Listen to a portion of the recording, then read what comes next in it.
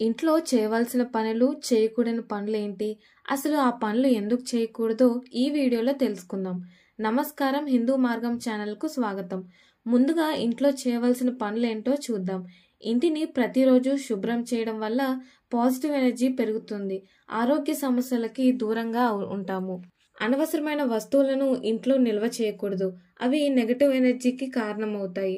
ప్రతిరోజు ఇంట్లో దీపం వెలిగించడం, పూజ చేయడం వల్ల శుభశక్తి ఇంట్లోకి వస్తుంది. తులసి మొక్కను పూజించడం, సూర్యునికి నీరు సమర్పించడం శుభప్రదం. ఇంట్లో తోట, పచ్చదనం, ఫౌంటైన్ లేదా అక్వేరియం ఉండడం శాంతిని, ఆనందాన్ని పెంచుతుంది.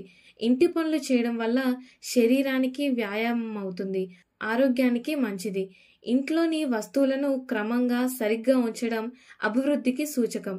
ఇంట్లో ప్రతికూల శక్తిని తొలగించేందుకు ఉప్పు కలిపిన నీటితో తుడవడం మంచిది. కుటుంబ సభ్యుల మధ్య ప్రేమ, ఐక్యత, సహనం ఉండాలి. చిన్న చిన్న గొడవలు పెద్దవిగా మారకుండా చూసుకోవాలి. ఇంట్లో చేయకూడని పనులు. ఇంట్లో చెత్త, ధూళి, పాత వస్తువులు నిల్వ చేయడం వల్ల నెగటివ్ ఎనర్జీ పెరుగుతుంది. అవసరం లేని వస్తువులు, పలిగిన వస్తువులు, పాత వస్తువులు ఇంట్లో ఉండకూడదు. అవి అభివృద్ధికి అడ్డంకులు. ఇంట్లో తరచూ గొడవలు, అపశబ్దాలు, తిట్లు, అపరిచితమైన మాటలు వాడకూడదు. ఇవి శాంతిని దెబ్బతీస్తాయి. వంటగది, బాత్రూమ్, డ్రైనేజ్ వాస్తు ప్రకారం లేకపోతే ప్రతికూల ప్రభావం ఇస్తుంది. ఇంట్లో మద్యపానం, ధూమపానం చేయడం ఆరోగ్యానికి హానికరం.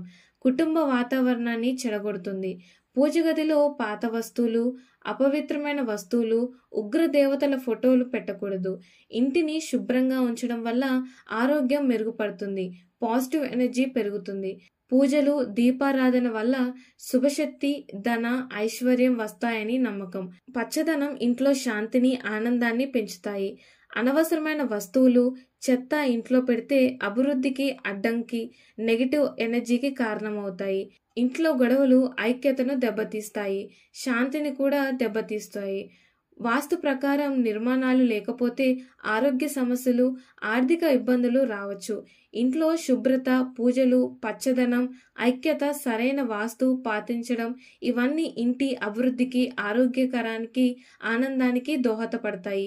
అనవసర వస్తువులు, అపరిశుభ్రత, గొడవలు, వాస్తు లోపాలు ఇంటి శాంతిని, అభివృద్ధిని దెబ్బతీస్తాయి. మీ ఇంట్లో ఏ పనులు ఎక్కువగా చేస్తారో కామెంట్ చేయండి. ఇలాంటి మరిన్ని వీడియోస్ కోసం మా ఛానల్ని సబ్స్క్రైబ్ చేయండి.